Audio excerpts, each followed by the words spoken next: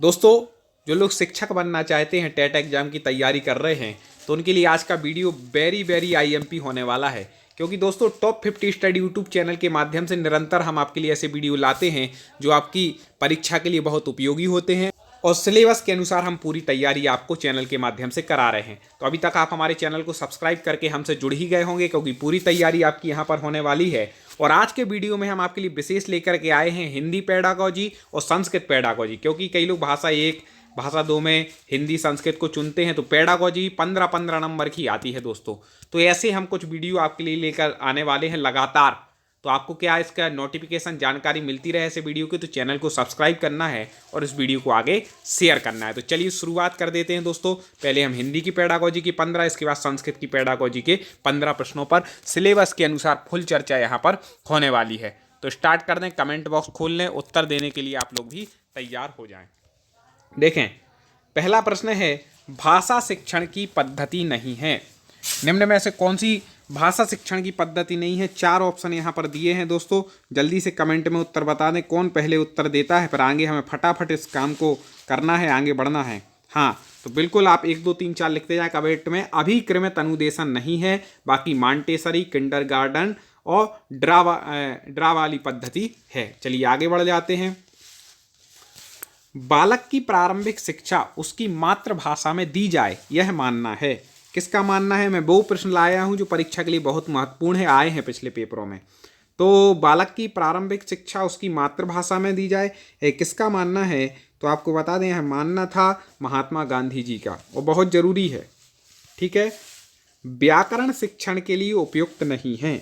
व्याकरण शिक्षण के लिए क्या उपयुक्त नहीं है? कई बार पूछा गया प्रश्न है। तो निगमन प्रणाली तो उपयुक्त है भैया, और बाकी ये देख लें तो हाँ बिल्कुल सही। आगमन प्रणाली भी है। निगमन में पहले नियम होता है, इसके बाद उदाहरण। आगमन में पहले उदाहरण फिर नियम, फिर अव्याकृति प्रणाली भी है। कक्षाभिनय प्रणाली नहीं है। व्याकरण में कक्षाभिनय का क्या? ठीक है, आगे बढ़ जाते हैं। हिंदी गद्य शिक्षण की पाठ्य योजना में उद्देश्य कथन आता है। हिंदी गद्य शिक्षण की पाठ्य योजना में उद्देश्य कथन कौन सा आता है? तो आपको बता दें कि वह आता है प्रस्तावना के पश्चात आता है उद्देश्य कथन। ठीक है, आगे देख लेते हैं। शब्द का अर्थ स्पष्ट करने हेतु कौन सा सर्वाधिक उपयुक्त है? कौन सा तरीका सबसे ज़्यादा उपयुक्त है शब्द का अर्थ स्पष्ट करने के लिए? शब्द का अर्थ स्पष्ट यदि आपको करना है तो आप उसको शब्द को वाक्य में प्रयोग कर लें, तो आपको समझ में आ जाएगा कि इस शब्द के माध्यम से यहाँ क्या कहना चाह रहे हैं। बिल्कुल फटाफट कमेंट करते जाएं दोस्तों। वाचन के समय पुस्तक की आंखों से दूरी होनी चाहिए। कैसी, कितनी दूरी होनी चाहिए? जब अपन पुस्तक पढ़ रहे हैं तो आंखों से। वेरी वेरी आईएमपी प्रश्न है, जिसको वेरी आईएमपी बोले उनको तुरंत लट लेना। ठीक है, तो दूरी होनी चाहिए 12 इंच की। कितनी दूरी? 12 इंच की। अब इसको क्या याद रखना है, किताब को हमें कितने 12 इंच दूरी से पढ़ना है। बिल्कुल आंखों से लगा करके भी नहीं पढ़ना है और दूर भी नहीं। आगे देखें, किस दृश्य उपकरण में पारदर्शी ट्रांसपेरेंसी का प्रयोग होता है? जल्दी से बता दीजिए, बहुत महत्वपूर्ण प्रश्न है, पूछा गया है पेपरों में। हाँ बिल्कुल सही पहचान रहे हैं। ओवरहेड प्रक्षेपक प्रोजेक्टर में क्या होता है? पारदर्शी ट्रांसपेरेंसी का प्रयोग होता है। ठीक है, आगे देख लें। मौन पठन के विषय में धारणा है। मौन पठन के विषय में कैसी धारणा है? तो आपको बता दें, एकाग्र चित्त होकर पढ़ने का अभ्यास होता है, ये धारणा है। ठीक है, आगे, प्रभाव के नियम के अनुसार उद्दीपक एवं अनुक्रिया का सहयोग होता है। कैसा होता है? प्रभाव के नियम के अनुसार उद्दीपक और अनुक्रिया का कैसा सहयोग होता है? सुखद होता है, दुखद होता है, दोनों होते हैं। कैसे बता दें? तो आपको बता दें, सुखद और दुखद दोनों होते हैं। ठीक है, आप भी कमेंट करें, आपको एक अंदाजा होगा भी आप पे कितना बनता है। और कुछ कम बन रहा है तो आप हमारे चैनल की प्ले लिस्ट में जाएँ और पूरी तैयारी आपको हिंदी की करनी हो, संस्कृत की करनी हो, बाल विकास की, पर्यावरण की, गणित की, सामाजिक विज्ञान की, अब जो भी आप तैयारी करना चाहते हो, सारी तैयारी हमारे चैनल पे आपको मिल जाएगी। भाषा शिक्षण के सिद्धांतों के प्रस्तुतिकरण का संबंध प्रमुख रूप से होता है। किससे होता है? ये तो बिल्कुल सबको पता होना चाहिए कि भाषा शिक्षण के सिद्धांतों का प्रस्तुतिकरण कौन करेगा भाई? शिक्षक करेगा। आप भी शिक्षक बन रहे, इसलिए शिक्षण शास्त्र पढ़ रहे, पेडागोजी शिक्षा शास्त्र पढ़ रहे। भाषा शिक्षण के चुनाव की जाने वाली शिक्षण विधि किस पर आधारित होती है? ठीक है, तो किस पर आधारित होगी? सबको पता है भैया कि भाषा शिक्षण में चुनाव की जाने वाली किस पे, बाल केंद्रीकरण, बाल केंद्रित होती है ना, तो वो ही हो जाएगा। आगे देखें, भाषा शिक्षण में सरल से कठिन की ओर शिक्षण करना है। सरल से कठिन की ओर शिक्षण करना क्या है? हाँ बिल्कुल सही, ये क्या है? शिक्षण सूत्र है। क्या है? शिक्षण सूत्र। दोस्तों अभी तक लाइक ना किया हो तो कर दें, और उसके बाद हम संस्कृत के भी 15 प्रश्न ले रहे हैं, तो आपका कंप्लीट हो जाएगा। ठीक है। शिक्षक द्वारा सामान्य रूप से बालक में किस भाषा कौशल का विकास किया जाता है? शिक्षक द्वारा सामान्य रूप से बालक में किस भाषा कौशल का प्रयोग किया जाता है? जल्दी से बता दें। तो वह किया जाता है श्रवण का। श्रवण कौशल को छात्रों द्वारा अधिगम उपकरण के रूप में प्रयोग किया जाता है। किस हिसाब से प्रयोग किया जाता है? 4 ऑप्शन हैं। तो कहानी, कविता व निबंध शिक्षण संबंधी नियमों को सुनकर इसमें तो प्रयोग किया जाता है। एक दूसरे को सुनाकर, ठीक है, ये होता है। तो ए और बी दोनों हो जाएंगे। बोल कर नहीं होता, सुनाकर होता है इसमें। ठीक है। भाषा के अन्य विषयों से संबंधित कार्य है। भाषा के अन्य विषयों से संबंधित कार्य कौन सा है? तो आपको बता दें, अन्य विषयों से संबंधित अन्य विषयों के शिक्षण का माध्यम ए भी है, और अन्य विषयों के प्रस्तुतिकरण का माध्यम ए भी है। तो ए और बी, 1 और 2 दोनों हो जाएंगे। इस प्रकार से हिंदी के प्रश्न हो गए। अब दोस्तों हम संस्कृत के 15 प्रश्न लेते हैं, और ये वीडियो आपका कंप्लीट हो जाएगा। तो आप हमसे जुड़े रहें और इसी तरह अपना अध्ययन करते रहें। दैनिक कौन कहलाता है? दैनिक, जल्दी बता दें, 16वीं का उत्तर बताना है। दैनिक कौन कहलाता है? दैनिक वो कहलाता है जो परीक्षा में, ठीक है, परीक्षा में 2 त्रुटियां करता है। वह कौन कहलाता है? दैनिक कहलाता है। ठीक है। तो जो परीक्षा में 2 क्या कर देता है? त्रुटियां कर देता है। यहाँ पे छुट्टियां लग गया, त्रुटियां होना चाहिए, कमी, सुधार लेना। उत्तर में सही लिखा है। कई बार हो जाता है प्रिंट टाइपिंग में। व्याकरण शिक्षण में व्याख्या का अंग नहीं है। व्याकरण शिक्षण में व्याख्या का अंग कौन सा नहीं है? 4 ऑप्शन है, जल्दी से बता दीजिए। व्याकरण शिक्षण में व्याख्या का अंग, तो व्याकरण शिक्षण व्याख्या अंग परिचर्चा नहीं है। ठीक है, परिचर्चा नहीं है।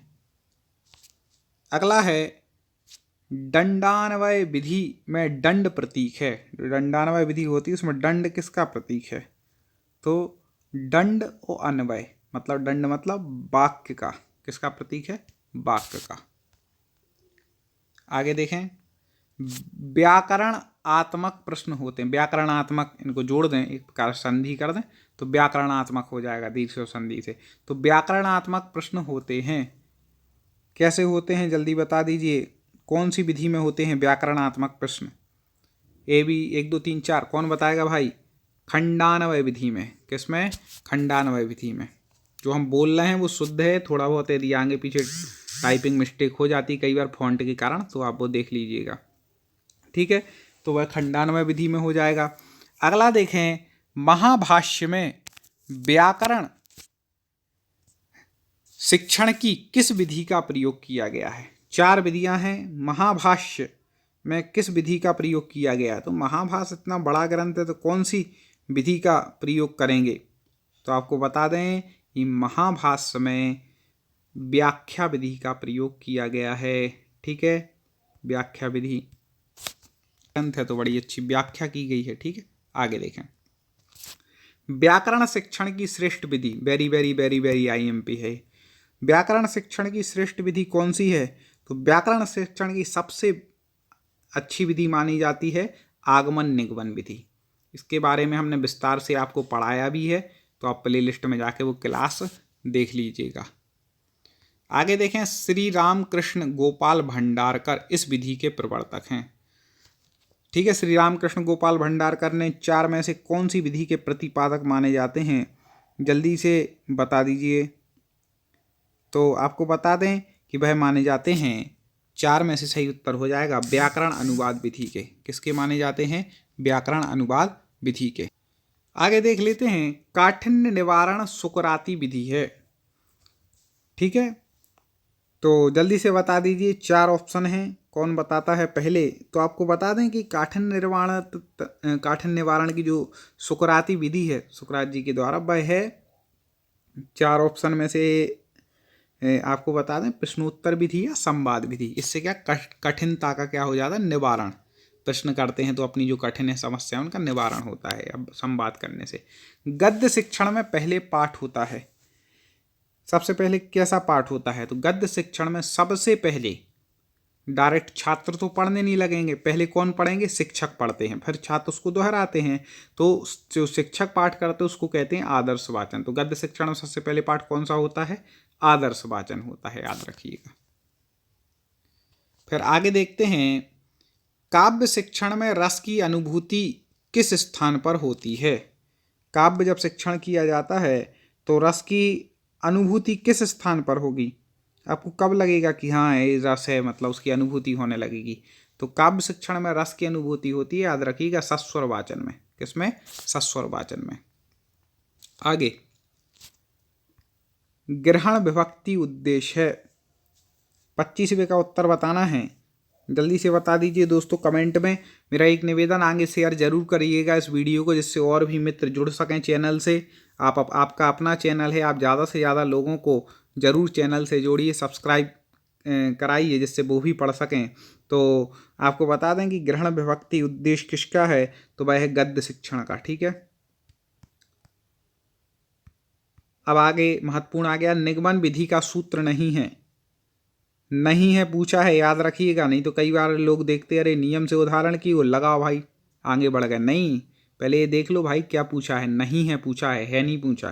तो निगमन विधि का जो सूत्र नहीं है, तो वह जैसे नियम से उदाहरण की ओर, ये तो मूल सूत्र है, सामान्य से विशिष्ट की ओर ये भी है, ठीक है, प्रत्यक्ष से प्रमाण की ओर ये नहीं है निगमन विधि का, सूक्ष्म से स्थूल की ओर ये भी है। तो इसका कौन सा नहीं है, इसका उत्तर क्या हो जाएगा, प्रत्यक्ष से प्रमाण की ओर। ये निगमन विधि का सूत्र नहीं है। बाकी हैं कौन कौन से वो याद कर लो, नियम से उदाहरण की ओर, सामान्य से विशिष्ट की ओर और सूक्ष्म से स्थूल की ओर, ये हैं। ठीक है, बहुत अच्छे प्रश्न हैं और ऐसे में बहुत सारे प्रश्न हमारे पास हैं, संस्कृत भाषा में भी हैं और हिंदी भाषा में। संस्कृत की पूरी पेडागोजी, ठीक है, संस्कृत भाषा के कई प्रश्न, लगभग 350 प्रश्न अपलोड हो चुके हैं ऐसे टेस्ट, व्याख्या सहित, आप देख लीजिए। काठिन्य निवारण पर विशेष बल दिया जाता है, किस में दिया जाता है, काठिन्य निवारण पर विशेष बल। जल्दी से बता दें 26वें का उत्तर कौन बताएगा, तो आपको बता दें काठिन्य निवारण से विशेष बल गद्य शिक्षण में दिया जाता है। अगला, व्याकरण की पाठ योजना में महत्वपूर्ण सोपान है, क्या है, व्याकरण जब पढ़ाना है तो उसकी पाठ योजना में महत्वपूर्ण सोपान क्या हो जाएगा, जल्दी से बता दें कमेंट में। तो आपको बता दें महत्वपूर्ण सोपान है प्रस्तुतिकरण। क्या है, प्रस्तुतिकरण। कई मित्र बड़े अच्छे उत्तर देते हैं कमेंट में, उनकी पढ़ाई देख करके इतनी खुशी होती है कि चलो भाई इतने अच्छे लोग पढ़ रहे हैं, बहुत बढ़िया। ऐसे ही मैं चाहता हूँ सब कोई पढ़े और जितने भी पढ़ने वाले बच्चे हों सबको एक अच्छे टीचर बने, एक अच्छी नौकरी निकले और अपने एग्जाम में अच्छे नंबर लाएं। ठीक है, पूर्व ज्ञान परीक्षण उद्देश्य है किसका, आईएमपी प्रश्न है ये। तो पूर्व ज्ञान परीक्षण उद्देश्य किस चीज का है, तो आपको बता दें कि इन 4 ऑप्शन में से हो जाएगा प्रस्तावना प्रश्नों का। किसका है, प्रस्तावना प्रश्नों का। दोस्तों लाइक ना किया हो अभी तक तो लाइक जरूर कर लीजिए, चैनल को सब्सक्राइब कर लीजिए, जिससे अगला जो वीडियो हमारा संस्कृत का आएगा वो आप तक मिले और पिछले वीडियो भी आप तक पहुंच जाएं। सब्सक्राइब करेंगे तो वो कहीं ना कहीं दिखते रहेंगे। यहाँ पर सीधे चैनल पर सिलेक्ट करें, प्लेलिस्ट में जाएं, संस्कृत पेडागोजी टेस्ट वाला वीडियो देख लें या टेट वर्ग 3 संस्कृत भाषा 1-2 इसके भी वीडियो देख लें, तो आपकी संस्कृत की पर्याप्त तैयारी हो जाएगी। फुल तैयारी 150 प्रश्नों की करनी है तो हमारे महाअभ्यास के जितने वीडियो अपलोड हो चुके हैं वो देख लें और सब्सक्राइब कर लेंगे तो आगे की वीडियो आपको मिलते रहेंगे। ढेर सारी शुभकामनाएं, आप सफलता प्राप्त करें। अगले वीडियो में पुनः मुलाकात होगी। जय हिंद।